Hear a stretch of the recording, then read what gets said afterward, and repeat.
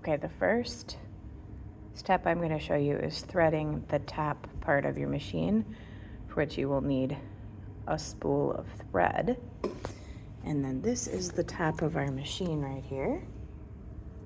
You've got this piece right here, which is called the spool pin, and this is the spool. And this is called the spool pin because it holds the spool while we stitch. This item right here is called the spool pin cover because it covers the spool on the spool pin. It keeps it from sliding off while we're stitching.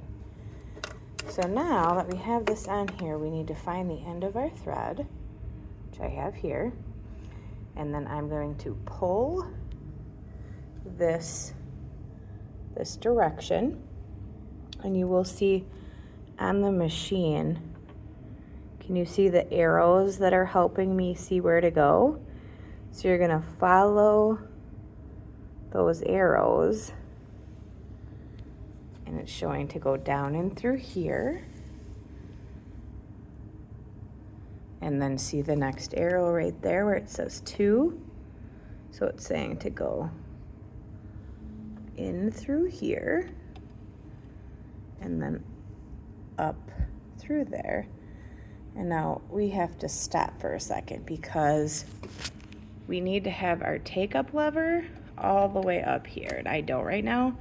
So over here is my hand wheel. I'm going to crank that toward me like this, and you can see while I'm doing that, this metal piece is coming up right here. We need that to be up there. That is the take up lever. It has to be all the way up there before I can do the next step. I need to work the thread into that hole right there. If you can see, if you look really carefully, there's a little catch right there. It's got to be on the other side of that catch and in that hole where it is right there in order for us to be successful. You can see a little hole right there, and that will make sure that the thread doesn't just pop right back out the crevice that it just came in, okay?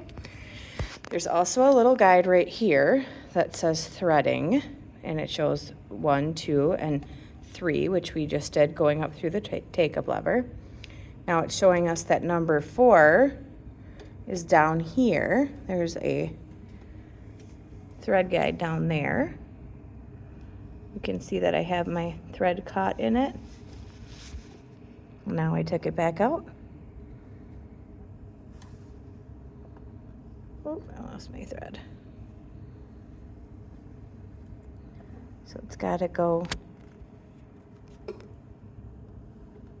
in there. See, now it's stuck back in that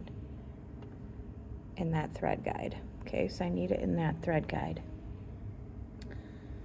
And the next step is going to be to put it through the needle.